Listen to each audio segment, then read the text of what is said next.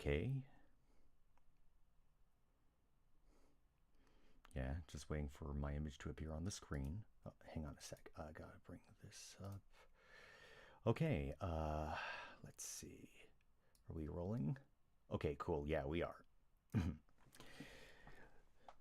Welcome, true believers. This is part 2 of the live read live stream for James Cameron's Spider-Man movie, or his scriptman at least.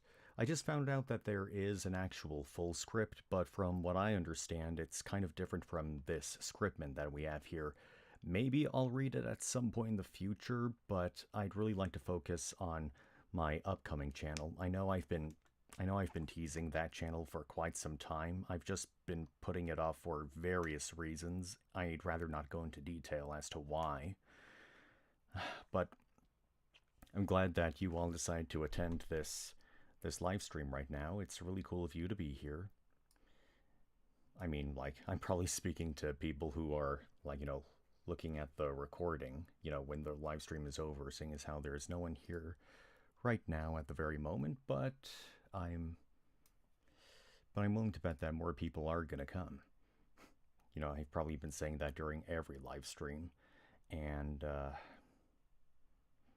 well, I guess it's a habit.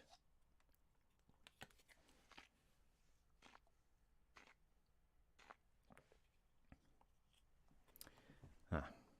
So, as some of you know, last Saturday I was at a baseball game for the Dodgers. I was with a few friends that I met from the set of This Is Us. I was a fellow background actor or extra with them, and it was cool to hang out with them. I wish we could have hung out longer, and apparently, like, some of them did hang out together longer, but it was at the very, very last minute, and by that point I was already halfway home, and I had no idea where they were gonna meet. So yeah. Oh, and another thing about these live streams, I'm not really sure if I'm gonna let them be out in the public for much longer. I mean, I might set them to unlisted or private at some point because I don't know, maybe there might be some kind of a weird copyright sort of situation when it comes to reading these scripts out to the public. I don't really know how it works, but oh, DJ. Hey, DJ. It's going well. I was just explaining that I went to a baseball game last week, and I'm going to be focusing on my new upcoming channel. I'm just working out a few kinks. I know who you are, Ghosted Boy. You changed your name on Instagram, too. I'm not used to calling you that.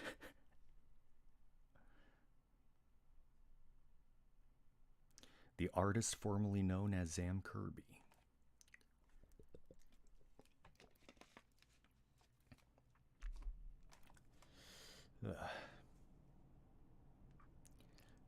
It's gonna take a lot of getting used to. Well, yeah, but you were adamant about staying on brand or whatever, and I'd like to respect that. So, oh, that's cool. That's cool. That's cool, DJ. Glad you've been checking them out.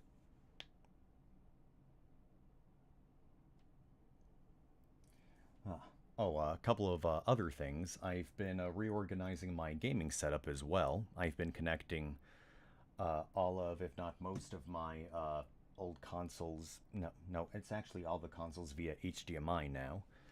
And I finally hooked up my PlayStation 4 Pro. Here, let me just give you a brief tour. Here, not really sure if you can see, so I got a little flashlight right here.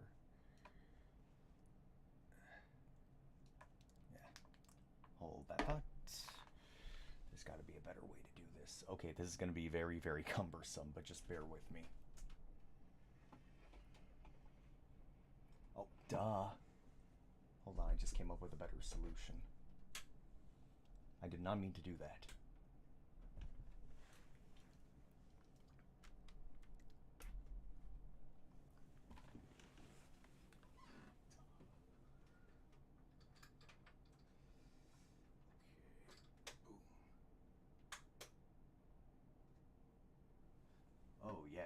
much better.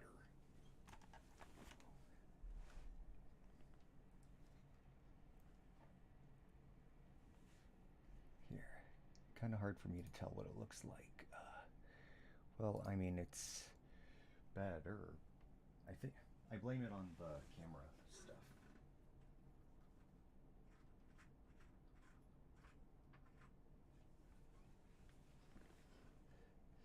But anyway, got my PS3 right here.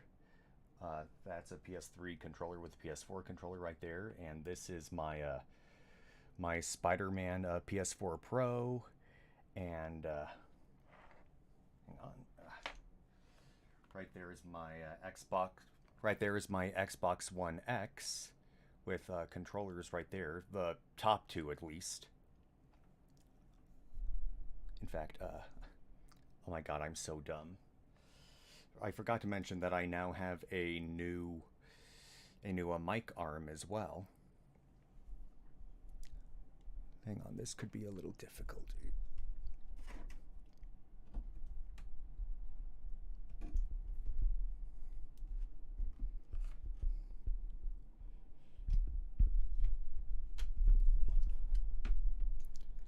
Okay, so anyway, right down there is my original Xbox. I call it like the Xbox One, but technically that's the Xbox One. Like literally. That's like the OG Xbox. Right here is a PS2, is kind of hard to see. Right there is a Sega Dreamcast. Underneath it is a Nintendo GameCube, Nintendo Wii, and an Xbox 360. They're all going to be I almost said cooked up via HDMI. Hooked up via HDMI. Not all of them are completely plugged in yet. Just hang on, I need to adjust my boom arm.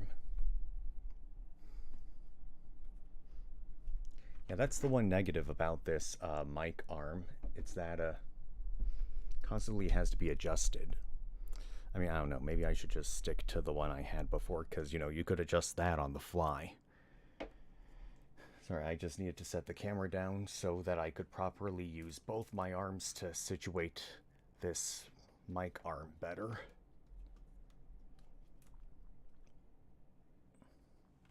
What's this? My brother is the dad. My brother's dad is the dad. Nice setup. What sort of thing are you talking about right there, DJ? The whole my brother's dad is the dad.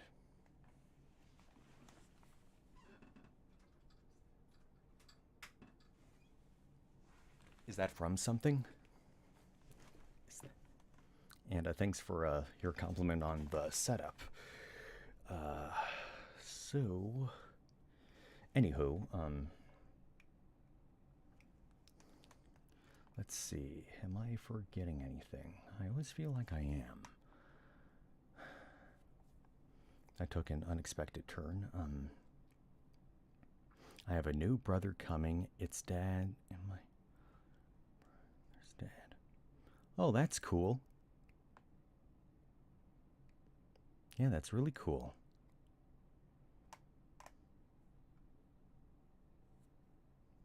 Congrats. Here, let me just put on some chapstick.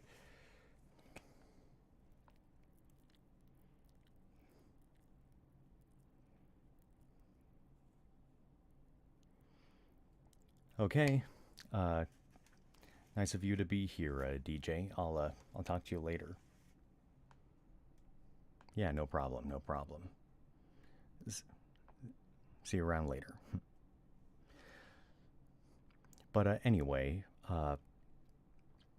so basically, we're continuing the scriptment for James Cameron's Spider-Man movie. A quick rundown. Okay, so, you know, Peter Parker, he's not doing very well in school. Oh, what's this? Oh, okay, it's green again. Cool. Sorry, I was just noticing my internet connection, that's all. As I was saying, you're not receiving enough. Hold on. How can it be? How can my stream be healthy and have an error? That makes no sense.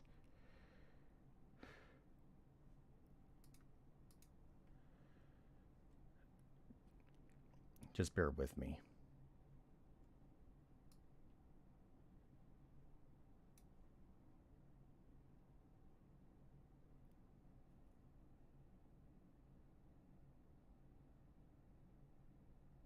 Hang on.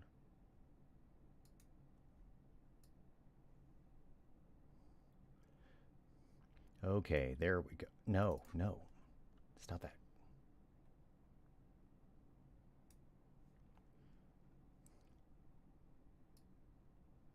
All right. Okay. So yeah, Peter Park, he's a really smart guy, but he gets picked on at school. He has a crush on Mary Jane, and one day he gets bitten by a spider, and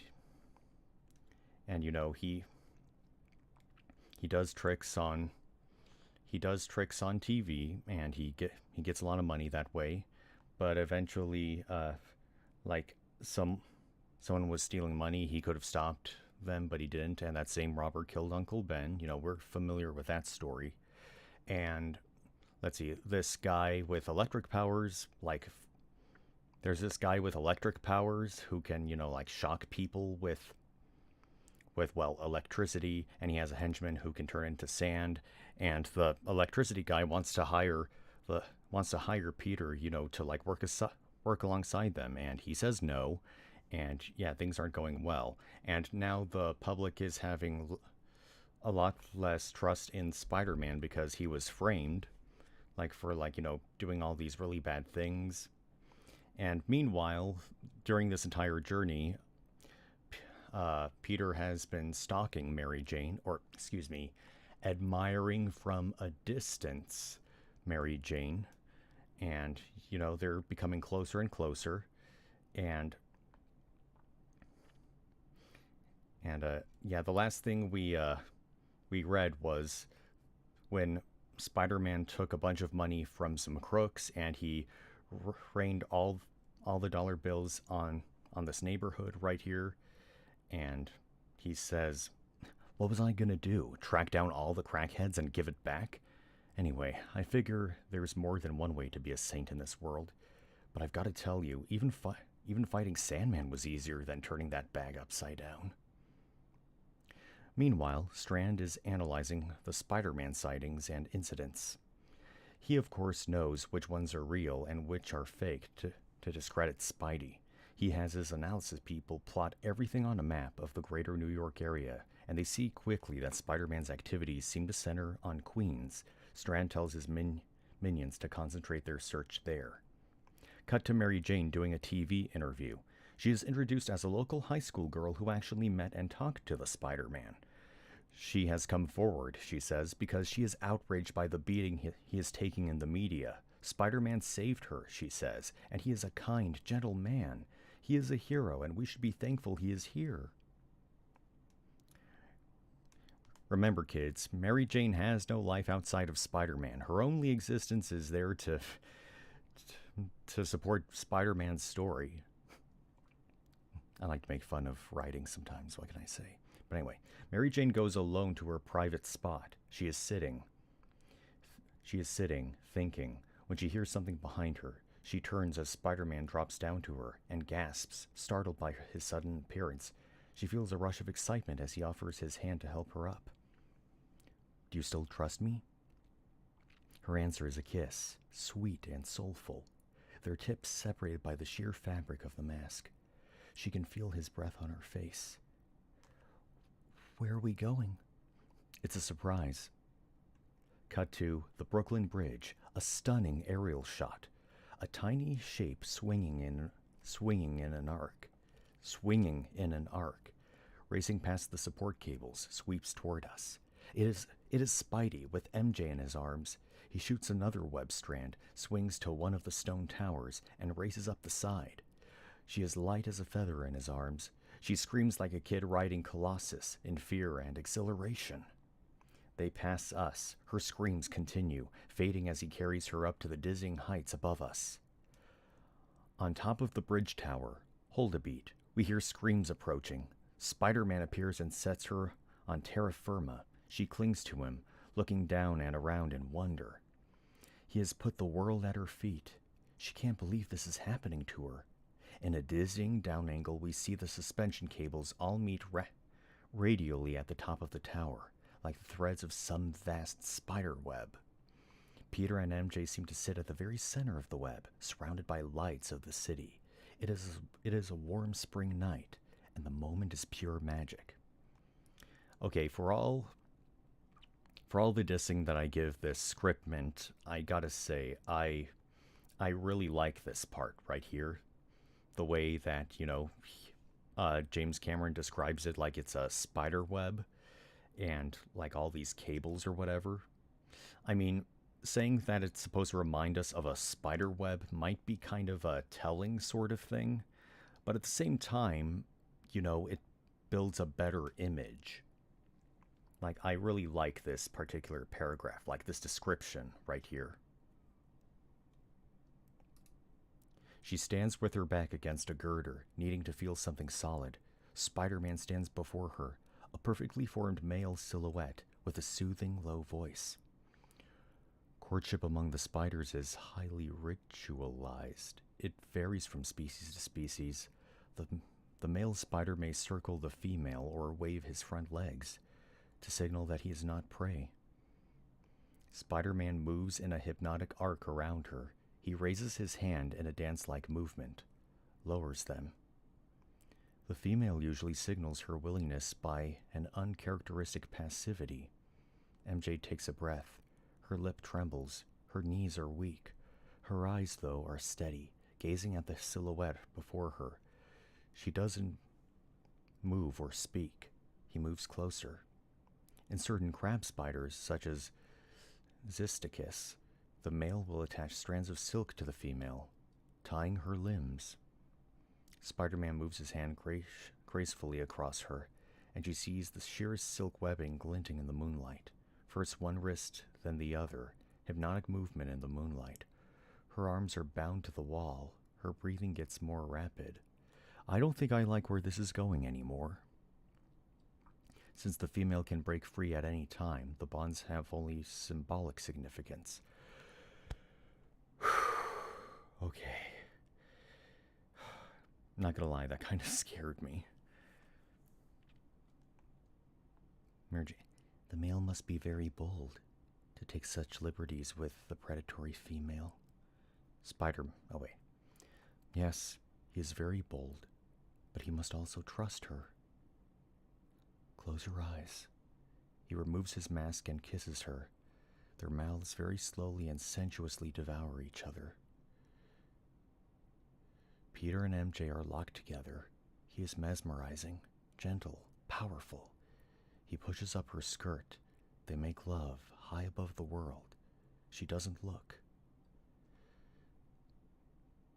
Cut to Mary Jane the next day at school. She is humming happily as she lets a tarantula walk over her arm in the science room. Two of her sosh girlfriends come up and are completely grossed out. They talk about Peter having a negative effect on her, that she's becoming a nerd like him. She laughs at them and tells them exactly how full of shit they are. We see that she is becoming more confident herself, more able to be different. The brushing need for acceptance has been lifted. Her mask is not important anymore.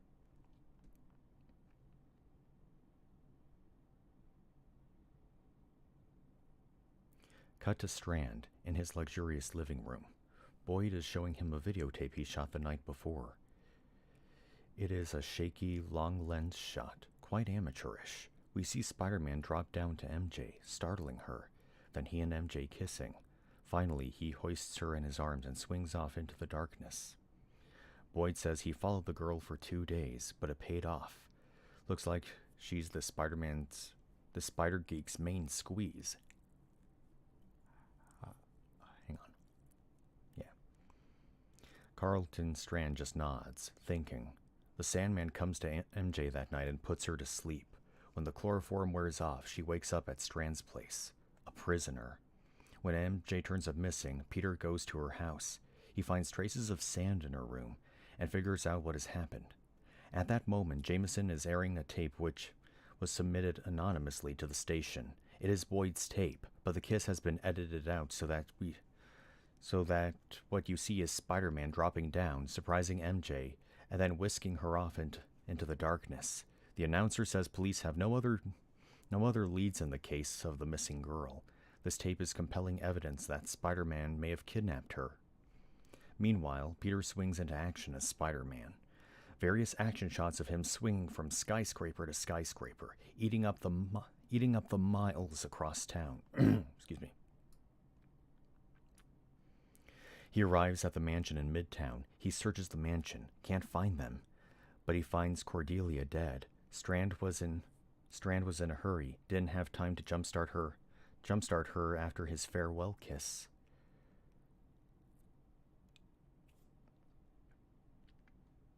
The huge bank of TV monitors all show the same image. It is Strand's smiling face, held in pause from a VCR. Peter hits play. I'm telling you, these women are not treated very well. Strand pulls MJ into the frame with him. He says meet him at the top of the World Trade Center. A second later, the doors are kicked in. SWAT team members pour into the room. Another setup. The SWAT sees Spider-Man, the body. It looks bad. Okay, that is a very stupid plan. He just asked Spider-Man to meet him at the World Trade Center, but then makes this SWAT team frame-up thing? How's he gonna get to the World Trade Center if he might get gunned down by the cops? I don't care who you are, that's stupid. I mean, like, insult to injury is one thing, but it shouldn't be at the cost of your previous plan, right? Hold on, I got a hangnail.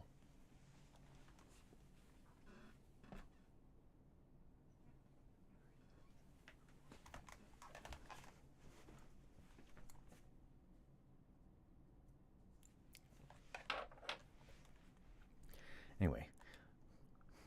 Sorry, boys, can't stay. They open fire and Peter leaps, spins, ducks, barely escapes. He swings across the room in a vicious arc, swooping up and crashes out through a skylight.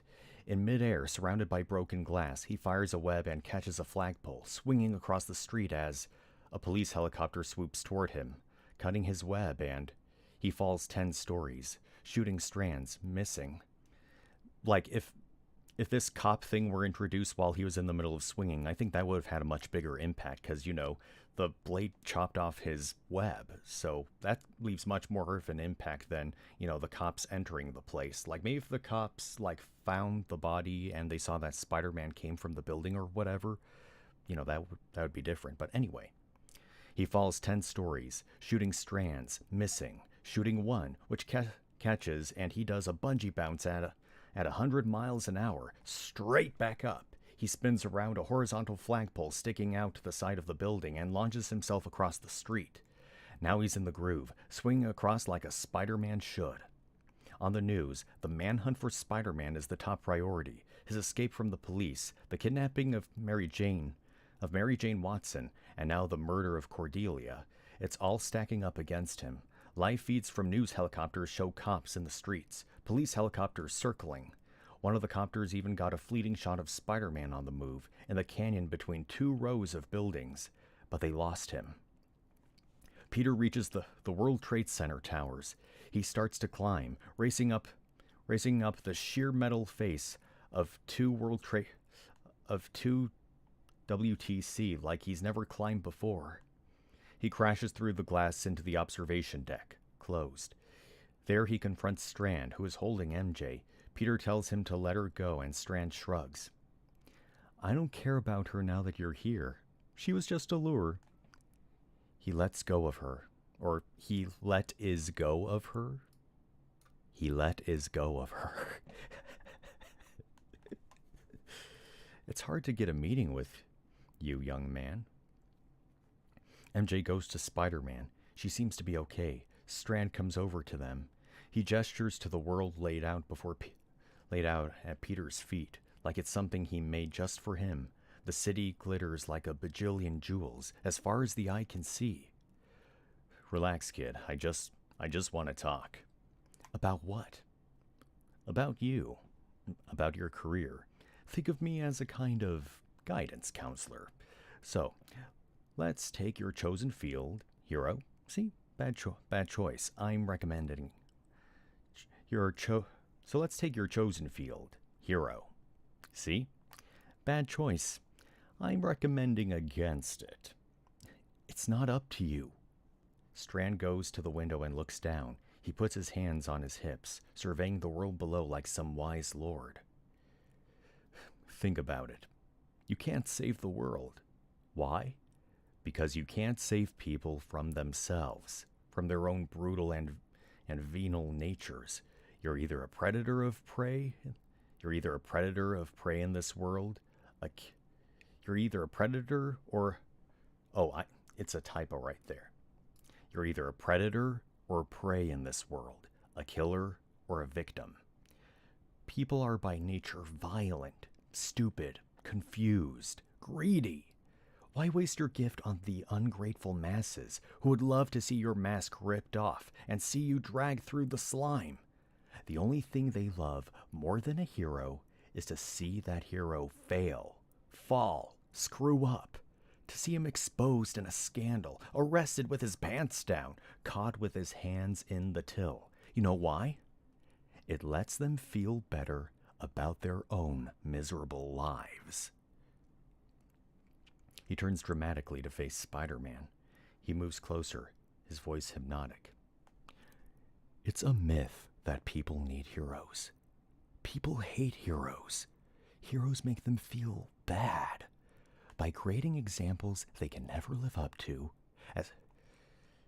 as long as the media can show day after day that people they respect and admire are just as twisted inside as they are, they're reassured. They can sleep at night. They can face their puffy faces in the mirror in the morning. MJ looks at Spider-Man. It is impossible to read his expression through the mask from her perspective, though by clever lighting we will be able to see the uncertainty in his eyes.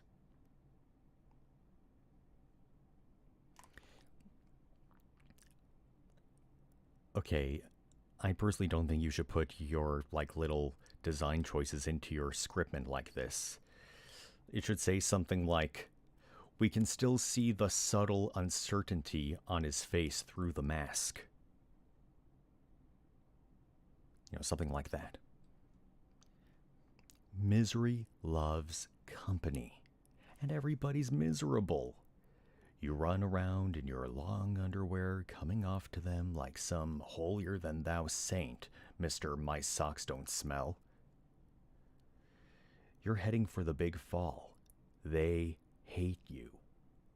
Strand steps up to Peter. I want this to work out. You're a smart kid. Like those phony bracelets. That was a good idea. What are you talking about? Strand puts his hands on Peter's shoulder. Son, I know your secret. See, I had the web material you left all over my living room analyzed. It's real spider silk. He grabs Peter's wrist and rips off the fake wrist shooters, looks closely at his wrists, bends the hand back, forcing the spinneret to poke out a little. Mary Jane looks a little shocked at that one. Peter sees the fear in her eyes and his will seems to collapse. He sees that everything she feels for him changing in a second. It's true. He is a freak. He is no longer human. You can always take off the costume, but you will always be the Spider-Man. It's just Spider-Man. The point is, you are not a hero. You are a spider. It's something you don't have a choice in. And spiders are predators. They kill to live. They kill to live. They are not hampered by humanitarian ideals or impeded in their lethal efficiency by delusions of morality. They are pure, powerful, as God made them. There are no merciful spiders. There are no vegetarian spiders. It is now time for you to face and accept your true nature. Strand turns again to the window, this time putting his arm around Peter's shoulders, father and son, staring down at the world they can own. Join me. Together we can shake this 2-bit planet down for its last nickel. Take what is rightfully yours. You have been given a great gift for a reason. Do not squander it. Peter stares out at the vista for a long time. It all makes so much sense, and it seems to explain so much of what he feels, all this churning confusion. Strand gestures to Boyd, who walks to a shape in the shadows nearby. It's about the size of 2 refrigerators, and it's covered by a tarp. Boyd pulls back the tarp to reveal money, neatly stacked, bank slipped, piles of hundreds. 6 feet tall by 8 feet long. Mary Jane gasps. Of course, I seldom carry cash, but I had Boyd bring this for demonstration purposes.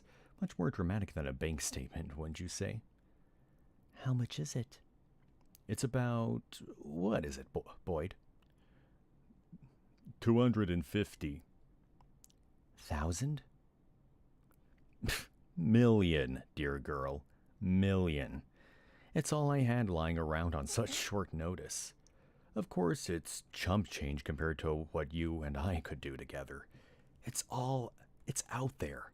All we have to do is take it. You know how I get this? It's half a cent here, a half a cent there. Electronic transactions taking place 1,000,000 times a second all over the world. And nobody misses it. That's the beauty. You know, I took some money once. It was easy. It was just sitting there. It was the solution to all my problems. And there was nobody to stop me. Nobody could touch me. So I took it. And you know what I found out? What, son? That there is a line you don't cross. And that sometimes you only find the line by tripping over it the first time you cross it. But once you do, you always know right where it is. Okay, again, maybe it's slightly cliche, but I actually kind of like that line. I've always imagined, like, crossing a line to be like a line in the sand, but no, this is like a tripwire or something, and I like, you know, you don't realize it until you cross it the first time. Oh, please. Next you're going to tell me you gave the money back. More or less. This is a disappointment. Listen, you want to talk about fate? Maybe there is a reason for all this. Maybe I was put here to stop guys like you when nobody else has the balls.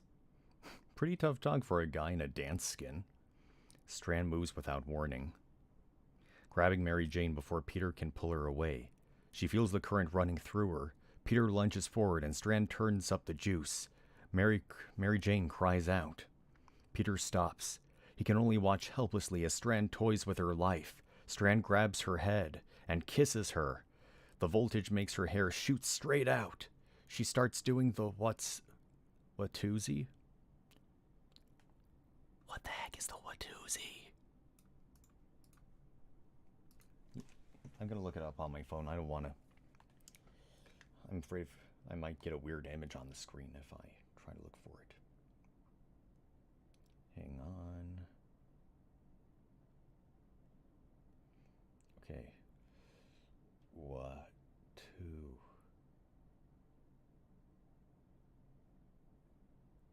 There's a Watusi tribe, apparently.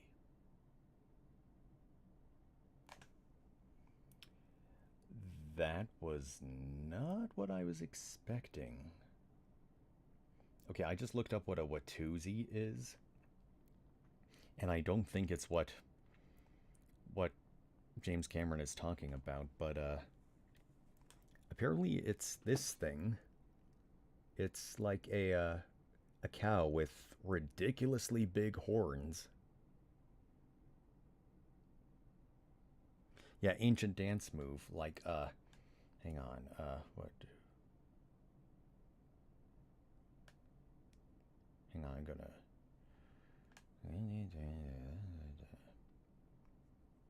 Ads are the worst sometimes.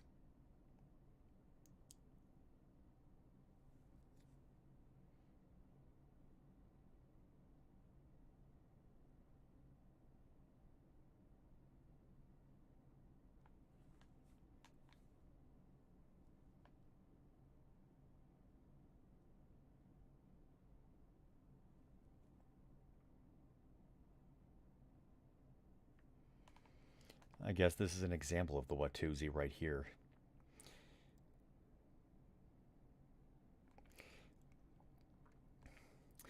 I mean, oh yeah, that is a cool looking cow. But you see, the thing is, I think it would have just been more effective if he said like she convulses uncontrollably. To me, that sounds a lot scarier, doesn't it? Because if it sounds like she starts doing the Watusi, like out of context, that could sound like, okay, she's dancing for some reason. Let's. Oh yeah, it says right here. Strand even says, "See how power turns women on." Dang, dude, that is.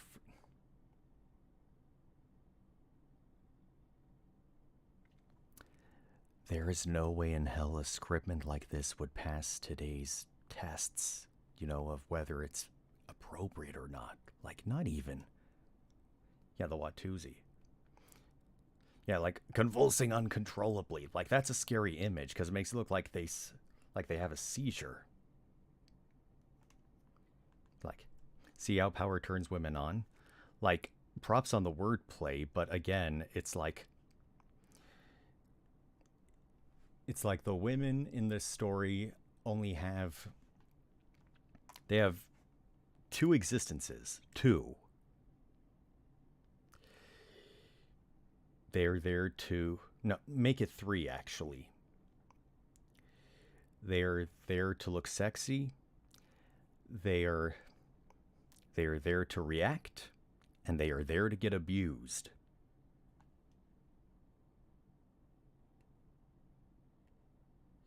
Yeah, this would not fly.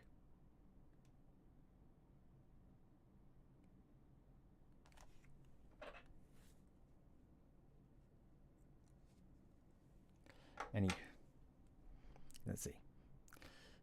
Yeah, like he breaks the kiss. She slaps the shit out of him and he kisses her again, this time at a much higher voltage. MJ starts. Okay, now he says it's convulsing, but still, like. Ugh. I mean, it's one thing to be a bad guy, but it's another thing to, like. But if this is like a reoccurring thing to do throughout your movie, it stands out and not in a good way. You know what I mean? Because again, they're there to be sexy. They are there to just react to everything and not take the initiative at everything, and to be abused.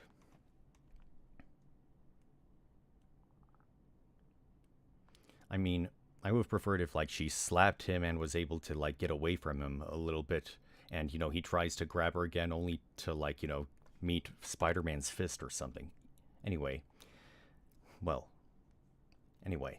Meanwhile, Sandman has dissolved and is flowing across the floor. He reforms behind Peter and grabs him in a grip of solid rock. Peter struggles as Strand electrocutes MJ. She bucks and goes still. Her head falls back, and Peter sees her staring eyes, pupils fixed and dilated. Dead as they come. Peter can only stare in horror. What should we do? Call 911? I'll kill you! Motherfucker, you kill me! You're dead, you sick bastard! See, that's my point exactly. You are a killer, kid. You've got it in you. Why would you accept it? You want to rip my throat out right now. Strand puts his hand on Mary Jane's sternum and zaps her with a defibrillating pulse. She arches, then relaxes. Her chest starts to move. She opens her eyes weakly, seeing Strand looking down at her. I think there's real electricity between us, don't you? Okay, like... Oh my...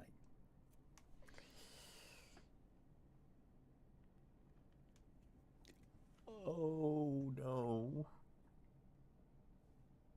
Oh.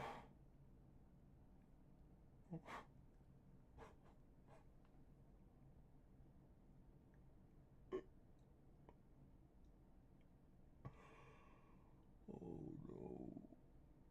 Oh, no. Okay, I'm gonna be honest. That actually made that makes me want to cry. Okay, uh, like there's like I'm used to the idea that yes, the women in this story are victims, and they are there to get abused, and it's like, okay, fine, I'm kind of used to it at this point, but like when he said, like, I'm a guy who really really likes puns. Okay, I love to make them. I do. This thing right here, I think there's real electricity between us, don't you? You see, he's abusing her and using a pun. Now, while bad guys making puns isn't necessarily a bad thing, the fact of the matter is she's the butt of the joke. And the joke is that she's being abused. Like, oh my god. I gotta say, this isn't just bad writing. This is evil writing.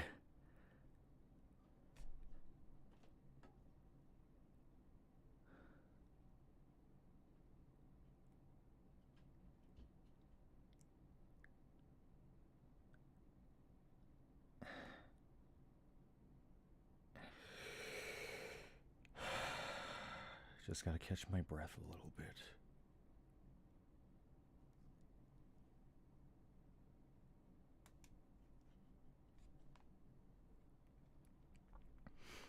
He used a pun for abuse.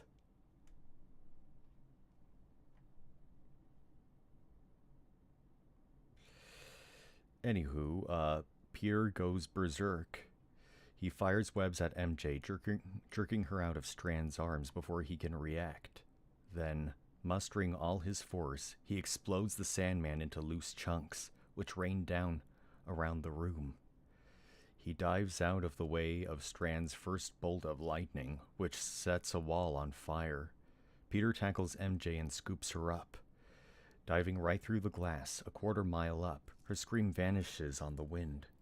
Sandman chunks dissolve into puddles of sand and quickly flow together, forming back into a human shape. Strand, in a fury, runs to the window, looking down.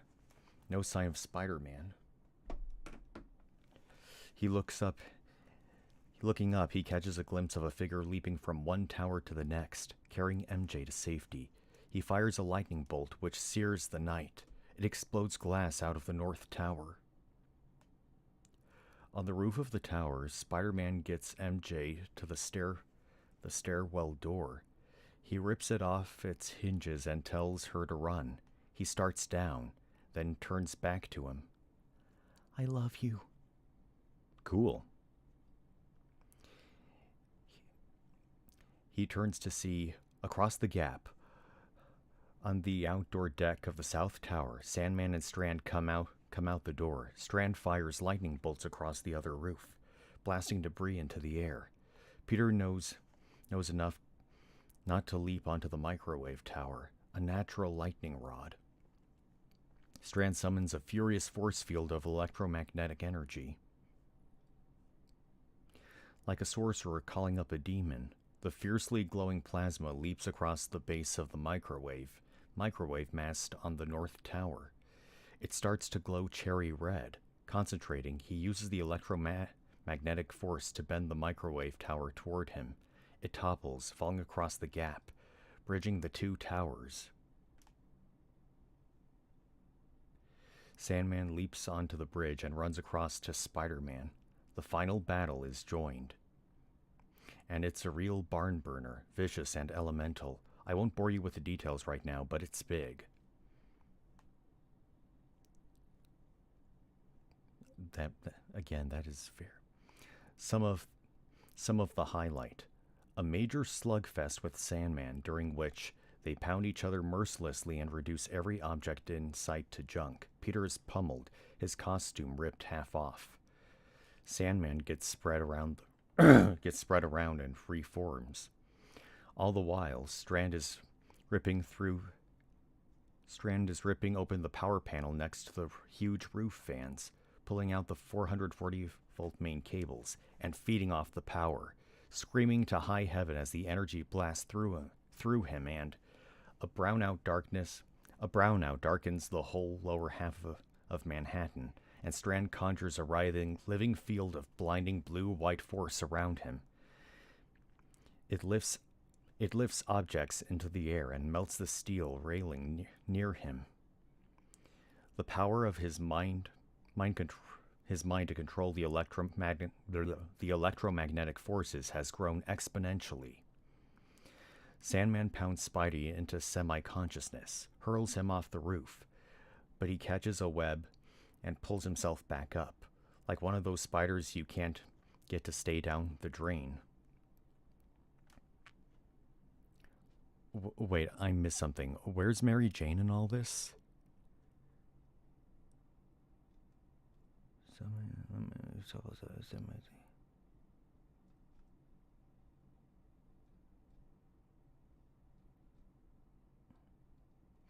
She starts down. Oh, I see. Tells her to run. A stairway door. He rips off his hinges and tells her to run. Okay, so she ran away. Cool.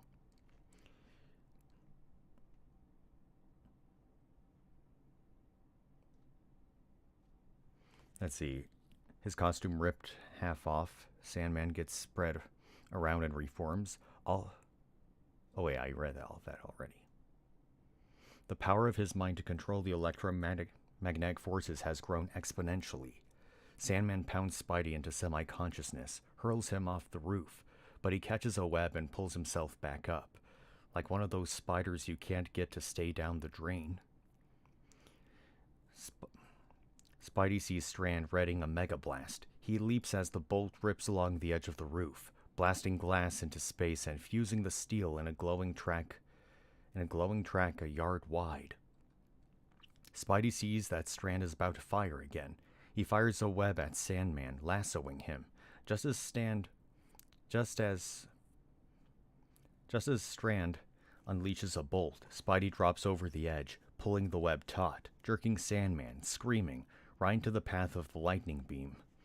The furious bright plasma wraps over the Sandman, fusing him into molten glass. Strand swears and runs across the bridge to the north tower. Sandman is a smoking lump of melted glass in the vague form of a man, poised, cooling, in a position of agony, like Michelangelo's dying slave. His glass mouth is a shapeless pit of eternal pain. Bummer. Okay, I gotta admit that's pretty funny right here. Strand looks around, and in a fury, Spider-Man appears around the superstructure of the tower with a fire hose. He unleashes a stream of water at Strand just as he is summoning a surge of power. It shorts, and there is a tremendous steam explosion. They are both hurled several hundred yards. Spider-Man comes up running and dives at Strand, smashing him brutally across the face, pummeling him even as Strand shoots pulses into Peter's body, which cause him to scream and writhe in agony. Peter is hurled back against a wall. He is crumpled on the ground, his costume in smoking rags. And Strand, unsteady and bleeding, advances. Strand summons his amperage for a single lethal blast. The veins stand out on his neck and forehead. This is the big one, and Peter raises his head, his eyes steady. They lock eyes, and in the blink of an eye, Strand fires. Peter leaps. In midair, he tags Strand with a loop of web and sails past him, over the edge, jerking Strand with him over the side, and they fall together down the face of the tower. Strand screams, unleashing... Streaming!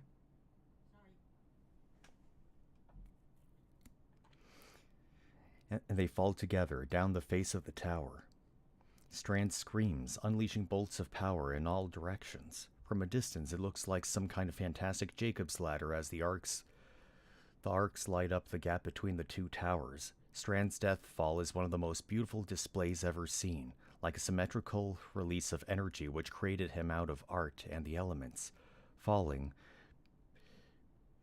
Peter, fighting for consciousness, fires webs at the wall, and one finally sticks, but it breaks.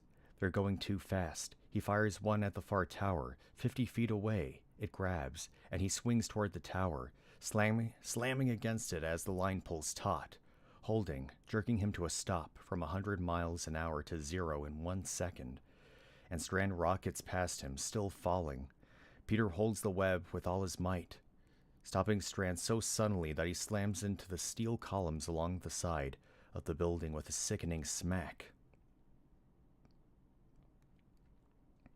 The lightning stops suddenly. A few stray arcs as Strand's broken body dangles at the end of Peter's line. The sound of sirens wafts up from the street far below. Observation floor, South Tower. It is the window Peter shattered, leaping out with Mary Jane. He climbs painfully up into view. Moving slowly, he swings in until he is on the floor. He pulls up on the taut lifeline, dragging a semi-conscious Strand up into the building. He lays him out on the floor. Strand is bleeding badly and broken inside, dying. Peter's mask is ripped half off by the fight. He pulls it off his head, showing his face to Strand for the first time. "What's your name, kid?" "Parker." "Peter Parker?" "Peter Parker. So, what are you? Senior in high school?" "Yeah. I graduate next week." Strand chuckles weakly, coughing blood from ruptured lungs. "Unbelievable." He dies. Peter sags, spent. Then he sees the pallet of money. $250 million. Stolen a half cent at a time from a billion accounts all over the world. Impossible to give back. What the heck? People don't notice the cloud at first. A green cloud cowering the city. A cloud of $100 bills fluttering out across the city on a brisk breeze, spreading for miles. But New York notices when it reached the street, from Central Park to the Battery. It is one big street party on a warm evening, the first night of summer. It's raining $100 bills as far as the eye can see. Cut to Spider-Man hanging in his eyrie. "Well, when they rebuilt the radio tower, I sort of made it my favorite hang. The money? Cute trick, huh? Like I said, there's more than one way to be a saint. Did it save the world? Nah, it probably didn't save anybody. Except maybe me." Cut to Peter at school. It is the end of the school year. He has a lot of bruises. He tells them he fell off his moped. They think he's a putz. MJ is back too. She is very quiet. She doesn't hang with any of her old friends. They think she's odd now. She doesn't care. There is still the small matter of the woman I loved. Peter and MJ get their grade on the science project, A+. He is happy for her that she will still graduate with a B and get her car. But she doesn't care about that anymore. She's decided to go to a different college, get her grades up, and then go to med school. She thanks him for helping her see the wonder of things. She kisses him. And whoa, wait a minute. Why does that kiss seem so familiar? Peter is smiling, not a geek, but confident, even somehow charming. Mary Jane, close your eyes. She does, puzzled. He moves very close to her. Do you still trust me? She gasps and her eyes pop open, staring at him. Then she gulps, nods once, and squeezes them shut. He kisses her long and deep, and she twines her fingers in his hair. Two of MJ's snot-nosed girlfriends are walking by. They just stare, shocked. MJ breaks, staring at him in wonder. My God, Peter, are you really him? I mean, shh. It is what everybody secretly hopes for, that someday someone will see past the face that everyone sees to their secret self, what is inside and hidden. Peter grins, and she returns it. They go back into the kiss, just as Flash grabs Peter by the shoulder and spins him around. He can't believe it's true. MJ with this pencil neck. He tells Peter to walk with him a second, and Peter shrugs. Sure. He turns back to Mary Jane. When two male wolf spiders, Pardosa, encounter one another in the presence of a female, they assume ritual threat postures.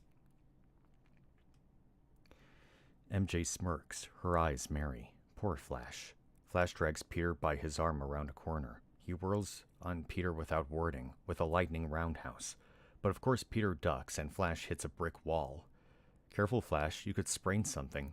Howling in pain, Flash holds his hand, then charges again. Peter steps aside, and Flash roars past. In the blink of an eye, Peter shoots a tiny strand of web to a nearby railing. Flash rushes him, tripping on the silk, and cartwheels into a wall. Flash, you really should watch your step. Here, let me help you up. Peter helps Flash to his feet, surreptitiously attaching a web to the back of his jacket. He shoots the other end to a nearby railing. Peter dusts Flash off and turns, walking away. Flash roars and charges, only to get jerked short like a mean dog on a short chain. His feet fly out from under him as he crashes on his back, dazed. All the kids standing around the schoolyard laugh uproariously. Peter grins and holds up his hands. I never laid a glove on him, I swear. Everybody cheers, because the truth is, we really do like heroes, especially when they're underdogs. Cut to Spider-Man, still hanging. Mary Jane and I got accepted to different colleges, wouldn't you know it? But we see each other every weekend. Her grades are better than mine, but I blame it on the heavy hours. It's not easy being your friendly neighborhood Spider-Man. Takes it out of you. Well, it's a school night. Gotta fly. Be good. He rushes off from the mast, swinging in an arc out over the edge of the roof. Paying out web line, he drops like an express elevator toward the street far below, tilting down to follow as he comes back, as he becomes a black dot above the sea of lights, a tiny spider going home. The end.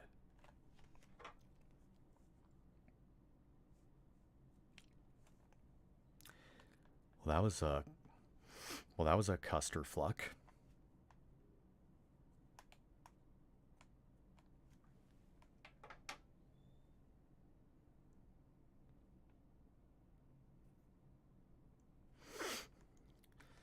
I mean, the potential for a franchise is there, but it does so many things wrong.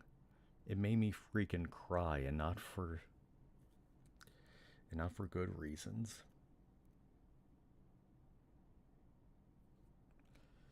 I mean, wow.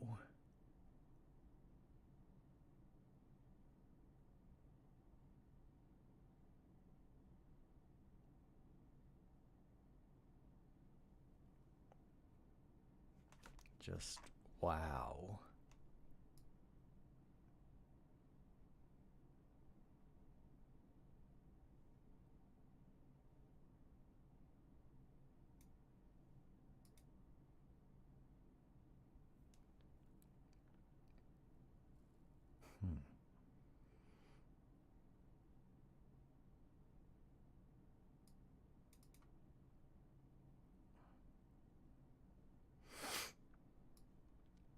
But anyway, yeah, there's some cool stuff right here, but with the whole predatory aspect of it, I think it definitely didn't make it age well, not even a little.